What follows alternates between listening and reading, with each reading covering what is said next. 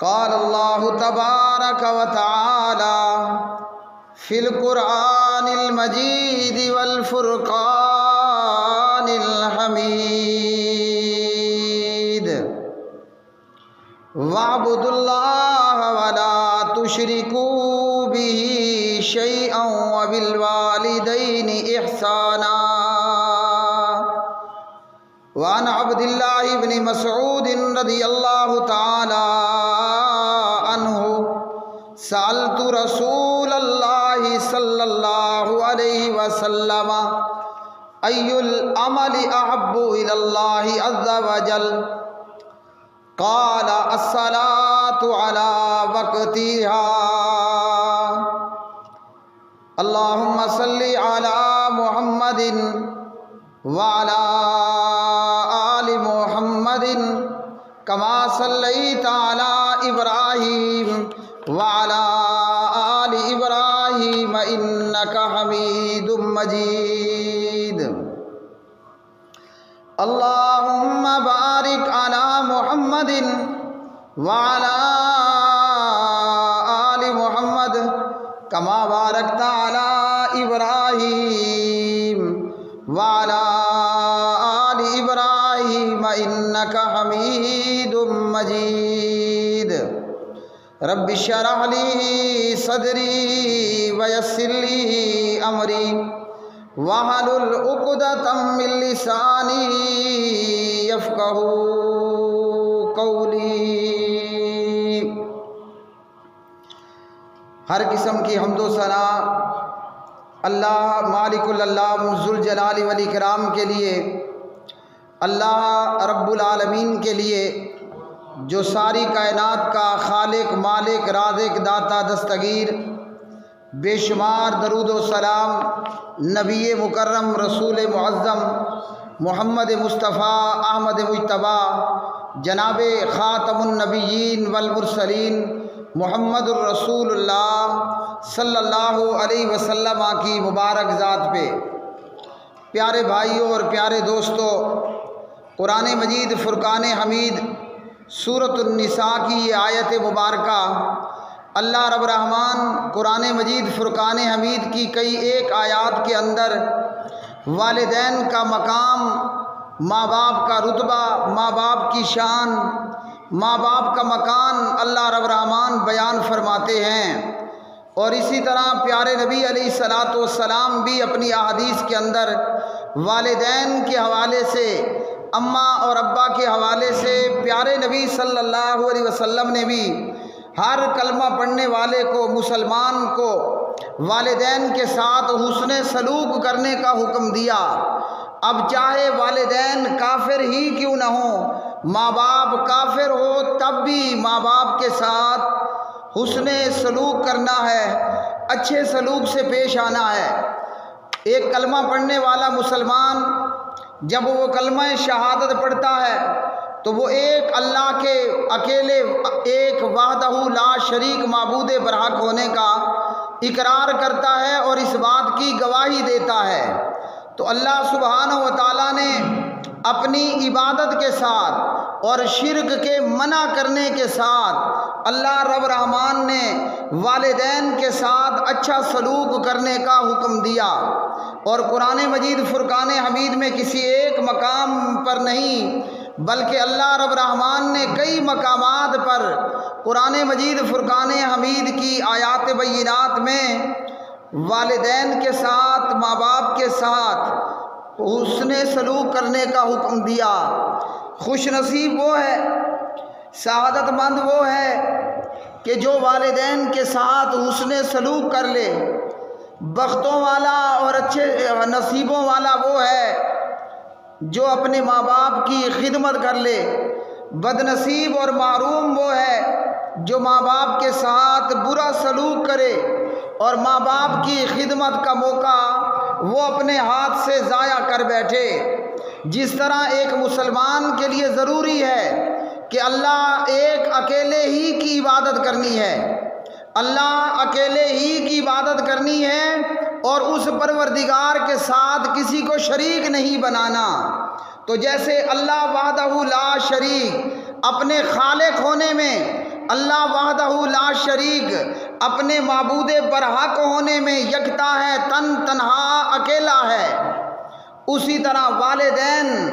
ماں اور باپ اللہ کی طرف سے ملنے والی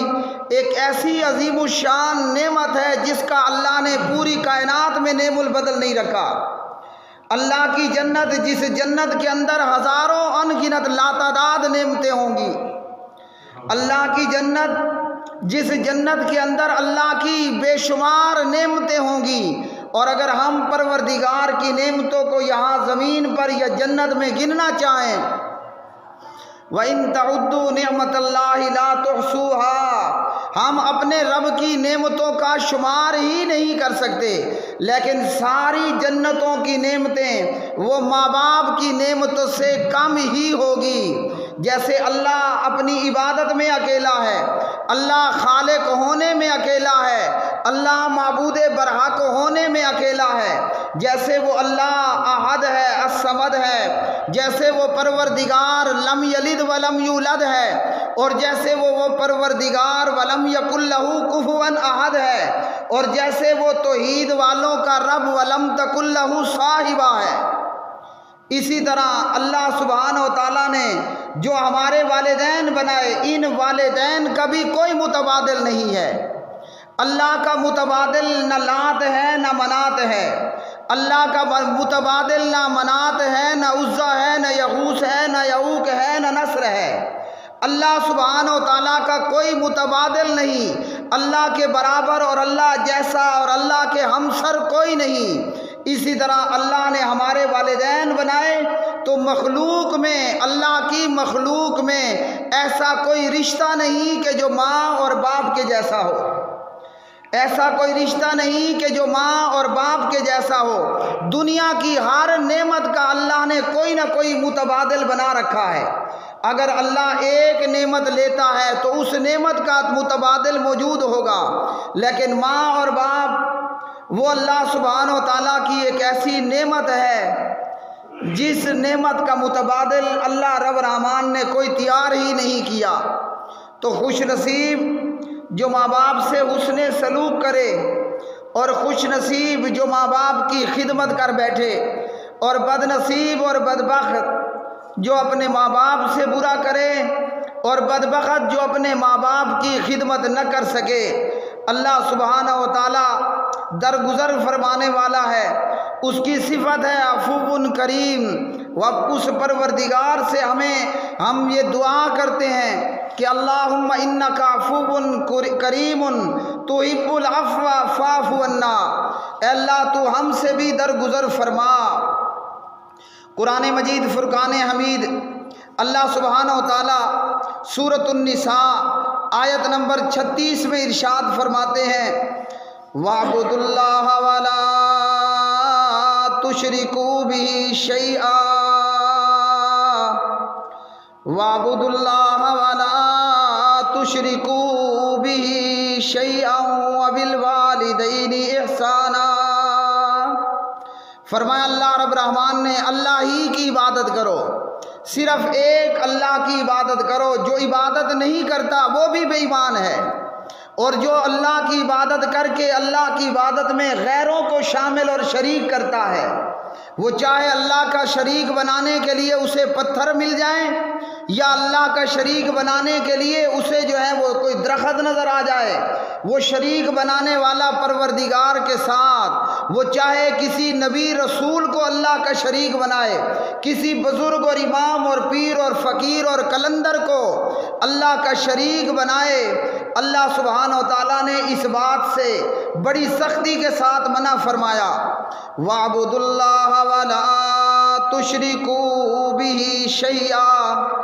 اور اللہ کی عبادت کرو اور اس کے ساتھ کسی کو شریک مت بناؤ۔ ہم سب کوئی نہ کوئی شریک ضرور رکھتے ہیں، اللہ کی مخلوق شریکوں سے پاک نہیں، لیکن مخلوق کا خالق اللہ وہ تمام شریکوں سے پاک ہے۔ اس پروردگار نے فرمایا قُلْ هُوَ اللَّهُ أَحَدٌ، آپ کہہ دیجئے میرے حبیب اور محبوب، ان کو بتا دیجئے، کافروں نے، مشرکوں نے، بے ایمانوں نے اللہ سبحانہ و تعالیٰ کا تعارف مانگا، سبحان اللہ۔ سورۃ الاخلاص تہائی قرآن مجید 3 مرتبہ پڑھیں تو پورے قرآن پاک پڑھنے کا ثواب۔ ہاں جی، پیارے نبی علیہ السلام سے سوال ہوتا ہے، اپنے پروردگار کا تعارف پیش کرو۔ اللہ سبحانہ و تعالیٰ اپنے حبیب اور محبوب سے کہتے ہیں میرا تعارف یہ ہے، یہ ان کے سامنے بیان فرما دیجئے۔ قل هو اللہ احد، کہہ دیجئے کہ وہ اللہ ایک ہے، وہ اللہ ایک ہے، وہ تنہا وہ اکیلا ہے۔ وہ کیسے ایک ہے کہ فرمایا ولم تکن لہ صاحبہ، اللہ کی بیوی بھی کوئی نہیں ہے۔ کوئی شخص اللہ سبحانہ و تعالیٰ کے لیے بیوی ثابت نہیں کر سکتا۔ اللہ ایک ہے، اس کی بیوی بھی کوئی نہیں ہے، اور وہ پروردگار کسی کا محتاج بھی نہیں ہے۔ اللہ الصمد، وہ پروردگار بے نیاز اور بے پرواہ ہے، اور اس رب کی بے نیازی یہ ہے کہ اگر پوری دنیا کافر ہو جائے، اگر کل زمین میں آسمان میں بسنے والی ساری مخلوق کافر ہو جائے، اللہ رب رحمان کو اس کی الوہیت کے اندر، اس کی اسماء و صفات کے اندر،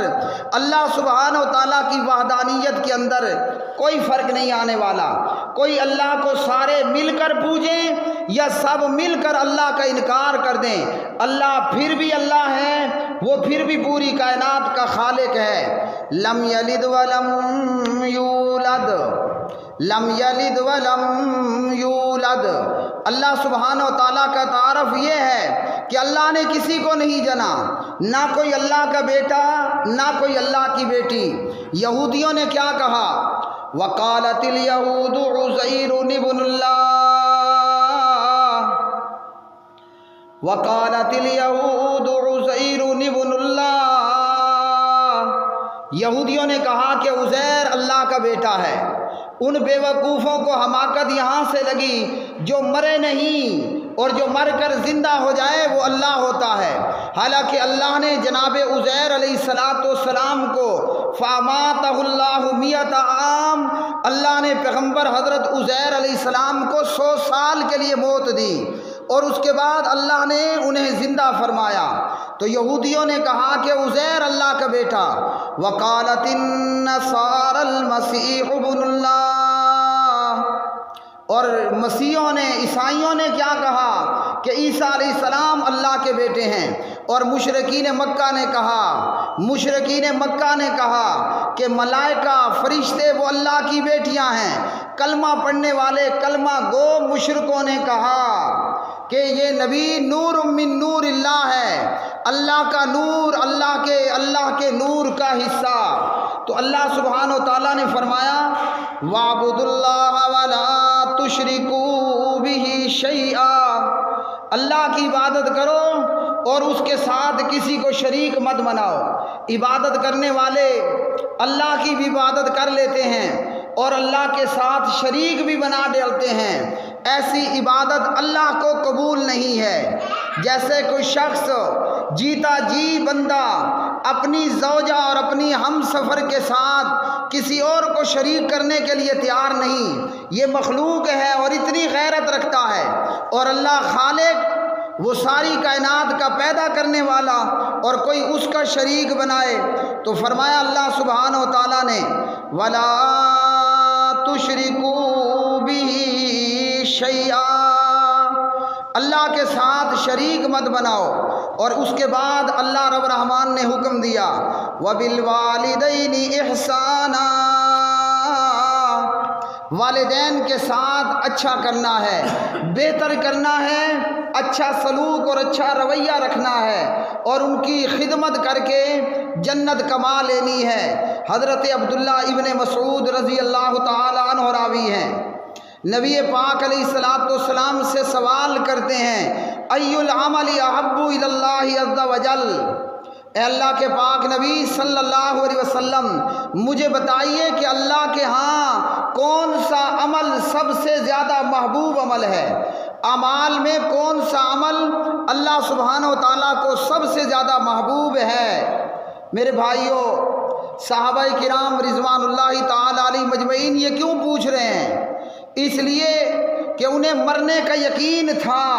وہ ہر وقت موت کے بعد کی زندگی کی تیاری میں لگے رہتے۔ ہم زبان سے تو کہتے ہیں مرنا ہے، لیکن مرنے کی تیاری ہمارے پاس ذرہ برابر نہیں۔ موت کی تیاری کرنے والا وہ خوش نصیب ہے، موت کی تیاری کرنے والا وہ خوش نصیب ہے جو دن میں 5 نمازیں ادا کر لیتا ہے۔ یہ وہ عقل مند بندہ ہے کہ موت کی تیاری کر رہا ہے۔ ہمیں دنیا اور دنیا کی دولت اور زیب و زینت کی فکر پڑی رہتی ہے۔ صحابی عبداللہ ابن مسعود رضی اللہ تعالیٰ عنہ پوچھتے ہیں، ای العمل احب الی اللہ عز وجل، اللہ کے ہاں کون سا عمل زیادہ محبوب ہے؟ حضور نبی کریم صلی اللہ علیہ وسلم فرماتے ہیں، الصلاۃ علی وقتہا،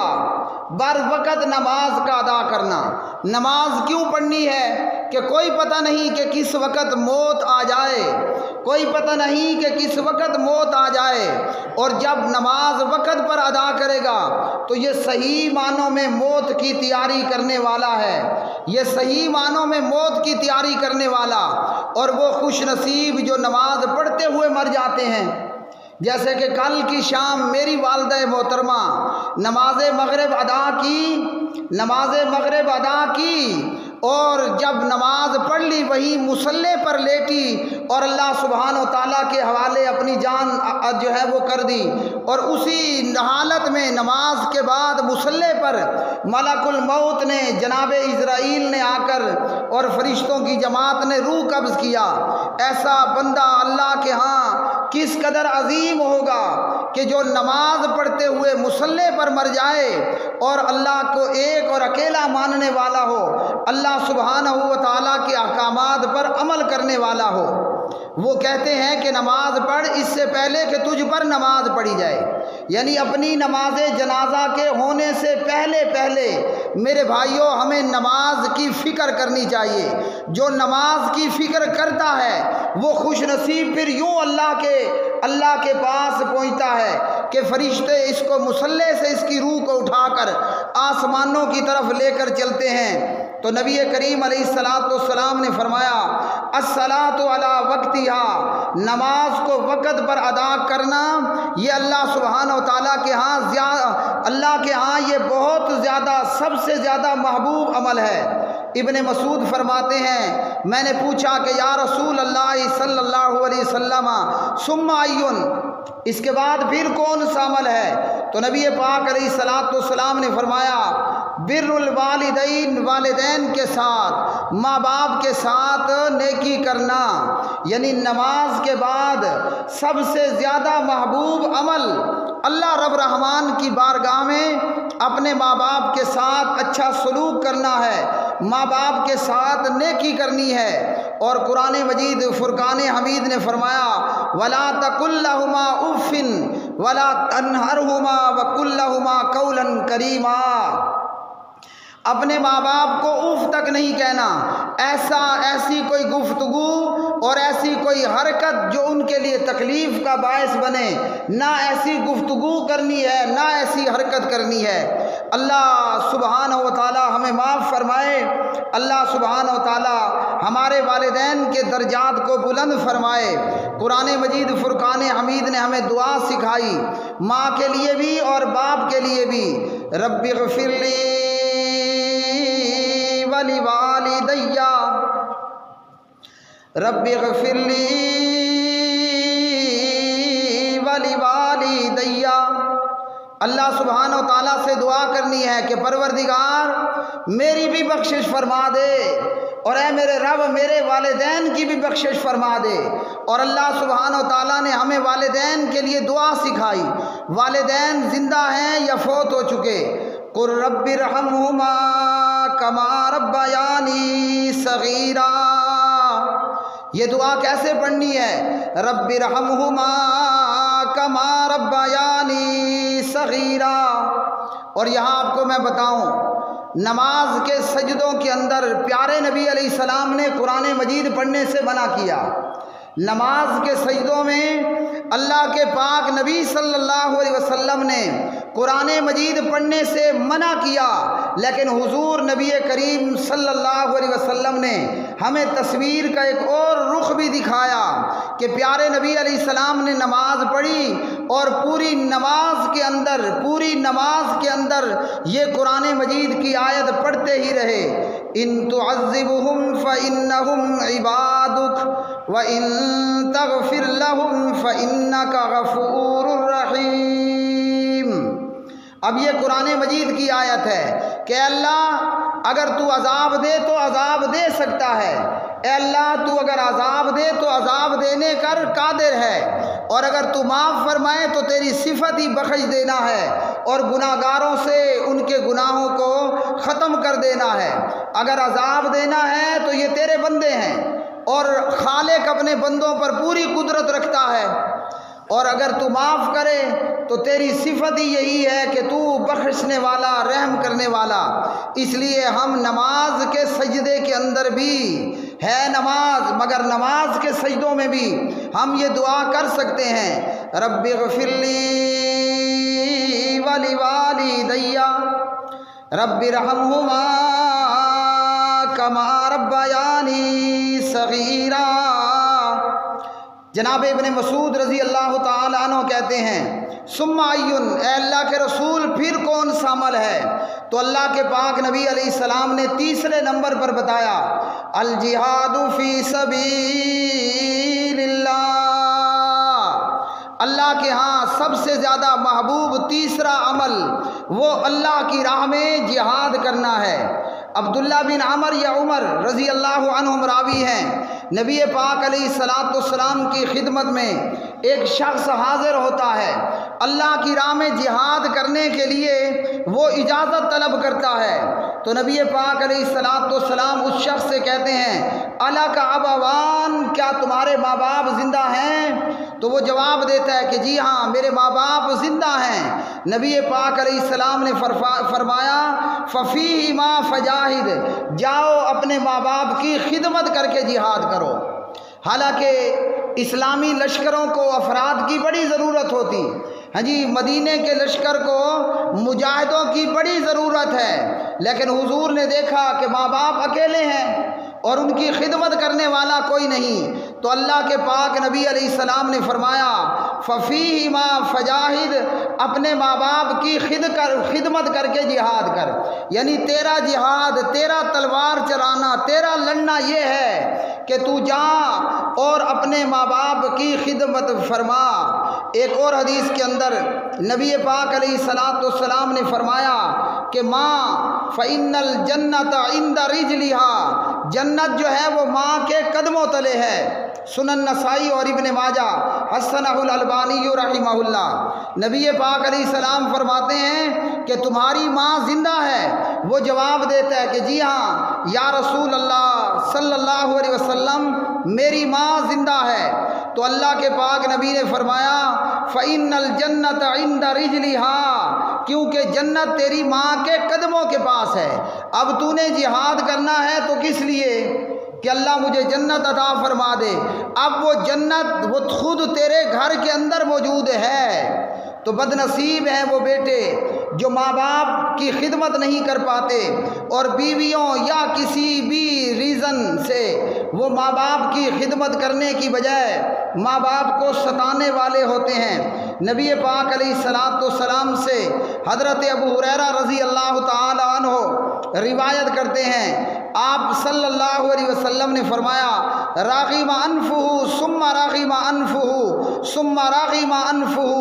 اس شخص کی ناک خاک میں ملے، اس شخص کی ناک خاک میں ملے، 3 مرتبہ کہا۔ صحابہ کرام نے جب یہ دیکھا تو پوچھا، من یا رسول اللہ، اے اللہ کے رسول صلی اللہ علیہ وسلم کس کی، یعنی کون وہ بد نصیب ہے، نعوذ باللہ من ذالک۔ تو پیارے نبی علیہ السلام نے فرمایا، من ادرک والدیہ عند الکبر او احدہما، جس نے ماں باپ کو، اماں کو بھی اور ابا کو بھی، جس نے اپنے ماں باپ کو یا دونوں میں سے کسی ایک کو بڑھاپے کی حالت میں پایا اور پھر وہ جنت میں داخل نہ ہوا، یعنی اپنے والدین کی خدمت کر کے وہ جنت نہ حاصل کر پایا تو ایسے شخص کی ناک خاک میں ملے۔ تو الغرض یہ کہ اللہ سبحانہ و تعالیٰ نے ہمیں والدین کے ساتھ حسن سلوک کرنے کا حکم دیا،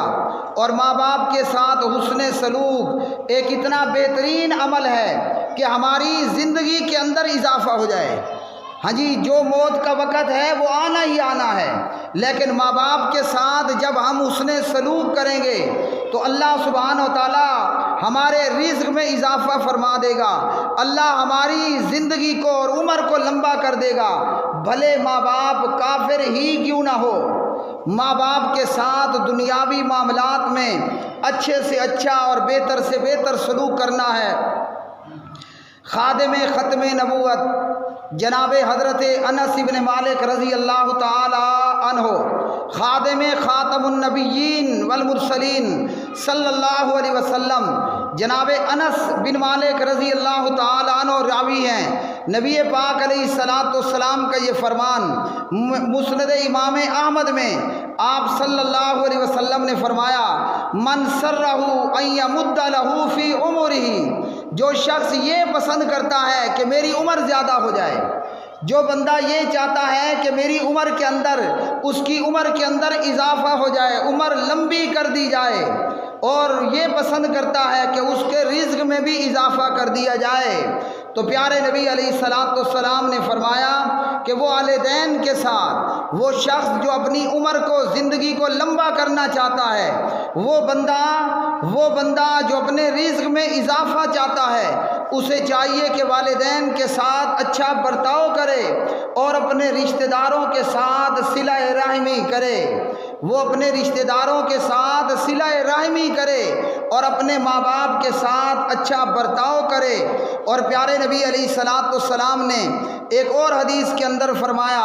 رضا اللہ، دوسری جگہ پر الفاظ ہیں، رضا ربی تبارک و تعالی فی رضا الوالدین و سخط اللہ تبارک و تعالی فی سخط الوالدین، رواہ البزار۔ نبی پاک علیہ الصلاۃ والسلام نے فرمایا، اللہ سبحانہ و تعالیٰ کی رضامندی والدین کی رضامندی میں ہے، یعنی اگر ہم چاہتے ہیں کہ ہمارا خالق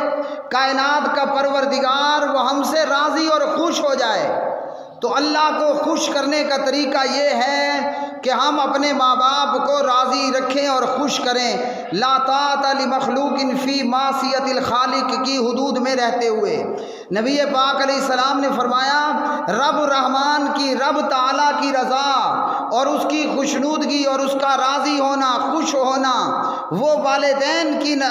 رضامندی میں ہے، اور اللہ کی ناراضگی والدین کی، ماں باپ کی ناراضگی میں ہے۔